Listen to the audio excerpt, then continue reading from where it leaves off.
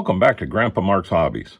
As you know, I've worked with Gaahleri pretty close here the past few months, and last night they told me they have a huge sale going on, and part of the sale is their GT-918 compressor set, and I thought, shoot, I got a bunch of stuff that I want to airbrush today, so let's highlight this thing. What I'm going to do is I'm going to use their CS-63 Airbrush. I'm not sure if I did a video on this or not yet, but we're going to take this over to the spray booth and we're going to put it through its paces. This is a medium to fine tip in here. It comes with a 0.38 millimeter tip, so it should do us perfect for what I want to do today.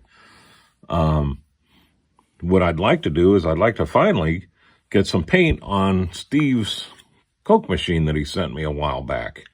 And we're going to do this section in brown, and then the rest of it in red, and then we can highlight paint by hand. So let's jump over to the spray booth. I'll show you that air compressor once again and show you how nice it is. I've had it for a few months and used it a lot. And we'll go over this. I'll set up the GoPro, and we'll do some painting. So stick around. I'll be right back. So this is my compressor. And I really love this thing. It's quiet, it's easy to operate. It can run 2 airbrushes. I've never really had the second one going. I've always used the first one. It's got 2 holders. Right here I have the CS-63 in it. Back here I have its bigger brother, the 98. Love this thing. Let's talk about it for a second. You got dual regulators up front, dual gauges, dual outputs. The switch is right here underneath the box, easy to get to. And then all the way around on the bottom, underneath here, is a little bleeder valve. And I open this up and I blow down the pressure of this every single time after I'm done using it. It only takes a second, gets all the water out, then your tank doesn't rust. This thing has a 1 liter tank. Doesn't sound like a lot, but what it basically is like a buffer for when the compressor's on and off. Your working pressure doesn't change. So I'm going to turn on some noise here. That's my fan and my light. And we'll turn this compressor on, and I'm going to show you a few things. First off, you can see how fast it comes up to pressure. Does not take long at all. Now, if you look, come down here, I'm showing just over 20 PSI. But when I pull the trigger, that drops down to 19. And that's my working pressure, is the 19. It's really 18. What it is. That's what I was spraying the last time. That was with the older brother here, the 98. We're going to be using the C60 or the C36 today, and this has a 0.38 millimeter needle in it. So let me hook up the GoPro and we'll get started. Okay, today we're going to be using Tamiya paints. This is Tamiya's X9. It's their brown. I like putting about 2 pipettes worth of it, even though I'm using a small amount. I'll still use that much paint in the mini solo cup, just so I have enough to mix well, so I can see what I'm doing. And also, in case I want to do a little bit more, I have enough. Nothing's worse than mixing paint and then running out and having to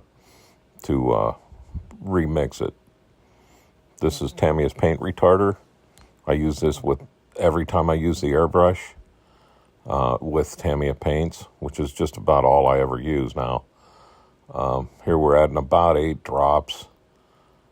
I'm using 8 drops because it's pretty dry in my basement right now, and I don't want the paint to dry too fast. This is the X20A thinner.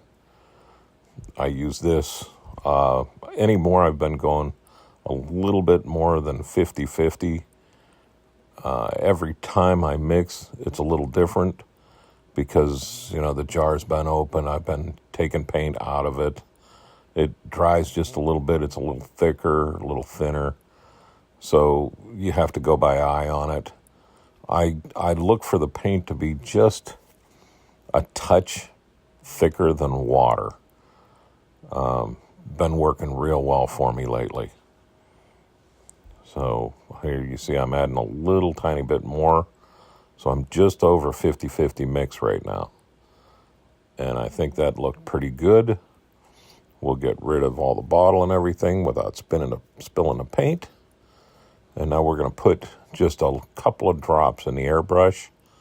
And I do this just to test how it sprays, because I can always suck that back out, blow the airbrush clean, add a little more thinner if I need to, and go to town. But this one was good, so I put some more paint in the cup. I'm leaving the cap off just so you can see. There I just blew down the spoon, and now I'm going to put a very light coat. And I do this just about every time I paint, even though it's the same colors or whatever, just so I know with that mix how the thing's going to spray, how the trigger's going to feel. I've been jumping back and forth between different airbrushes, and all their triggers have just a little different feel. So I use the spoon just to keep my, so I know where I'm at. And now we put a very light coat down. That's my base coat, because I don't use primer anymore. I just use the Tamiya paint, and it's been working great.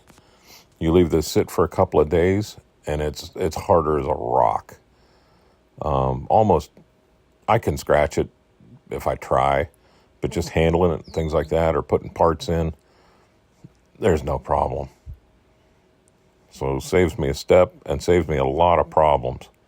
I was using Vallejo's primer, and it started giving me problems, and I don't know if I had old primer or if mixes changed between Tamiya paints or the Vallejo primer. But since I stopped using it, I've had really good luck with my cars.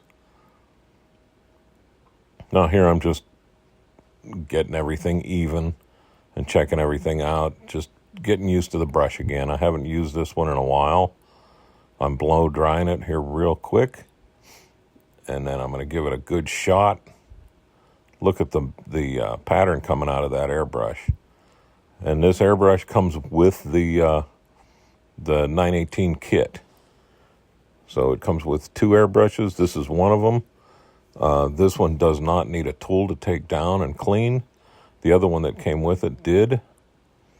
So now we're going to start on the Coke machine. And as soon as I fix my glasses, I'm going to do, again, a very light coat, and then we'll progressively come up thicker from there. This sale that I'm talking about here runs from 14 December of 2023, and it'll go on until the 4th of January 2024. So at the end here, I'll have a QR code that you can click on to go to the Gaahleri page, or there'll be a link in the description below that'll take you there, and you'll be able to get your discount or see all the different sales, or even after this sale's over, see all the new stuff and the things that they have for offer. So here I was having a little trouble. The line between where the aluminum was and where the paint or the wood grain would be is very sharp and kind of deep in there. So I wanted to make sure I was getting in there. That's why you'll see me going around the bottom and the top a few times extra. And now I'm just evening out the paint, making sure everything is smooth, and making sure that I got it into those cracks. Once that was done, we were good to go. And also, nothing's better than the chocolate coffee first thing in the morning here. Now I'm checking this out. I'm really happy with the way it looks. I'm trying to go from top to bottom with it just so I can get that grain pattern to even start in the paint itself. And you'll see here, now I'm seeing how fine of a line I can get and where I need to pull the trigger back to get it. Because what I'm going to try to do is throw a little bit of vertical lines in this just to give a little darker in a few spots, almost like a pre-shading, I guess. It was just something I wanted to try to see how it worked out. And I'm going to come back over top of that again with a smoothing coat. And to be honest with you, what I just did here, I think if I would have used black or darker brown, it would have looked really cool. But when I put the finish coat over top of it, it disappeared. And you'll see I'm still seeing a little bit of red there. So I'm going to come back and just give it a quick shot across the top again. But it smoothed out really nice. And this airbrush, I mean, it comes with the kit, and you can see it does a very nice job. I've painted a car body with it before, and some fine detail work too, and it's done really well. But you can see I got a smooth pattern with it, and I'm happy. So we're going to get rid of that, and we're going to start cleaning the airbrush.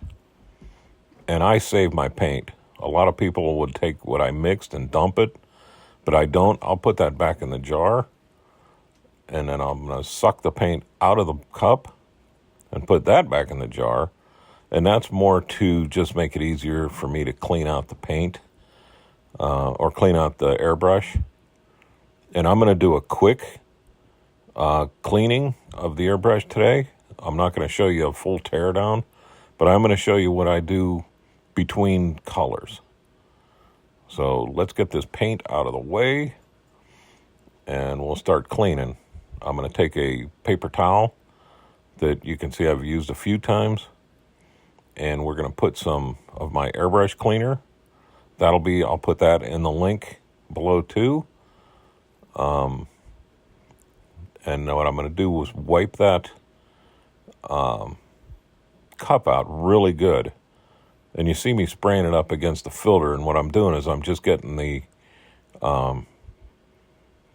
paint or the airbrush cleaner out of there and just pushing some of the paint out as I do this. But I like starting with a clean cup, just like that, and this cleans up nice. But I like to start with a clean cup and then start cleaning out the inside of it. So get everything out the way. And I don't know why I brought the solo cup over. I'm not going to use it because I'm not tearing it all the way down. I think it's just habit. So here I'm going to put just enough to come into the bottom of the cup. And you can see that paint come right up there. I put my finger over the tip and I easy pull back on it until I start getting bubbles in there. And I'll bubble it a few times. And what that does is that breaks the paint up inside it, gets it stirring a little bit. I'll put that in the cleaning pot that came with the cleaning kit, or the compressor kit too, along with cleaning kit and everything you need to really get started, even paint. So you see I'm checking this out. We're going to wipe the cup up just because that paint did come up in there, and there's no sense in leaving it in there. I'm going to put a few more drops in here just to get it to the bottom of the cup. We're going to blow it out once more time.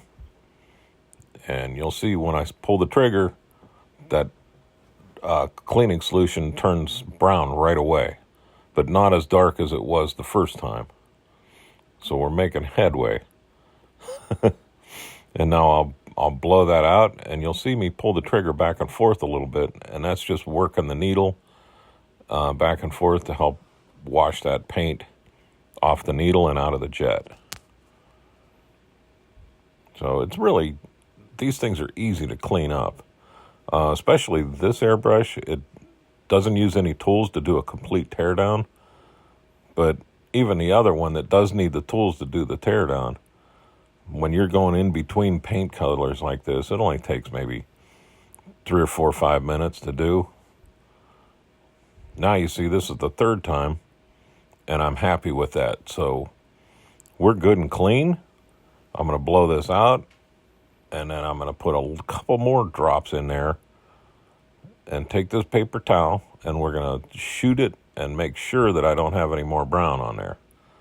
You see, I just wiped the cup out one more time, and I'm going to take a cleaner paper towel.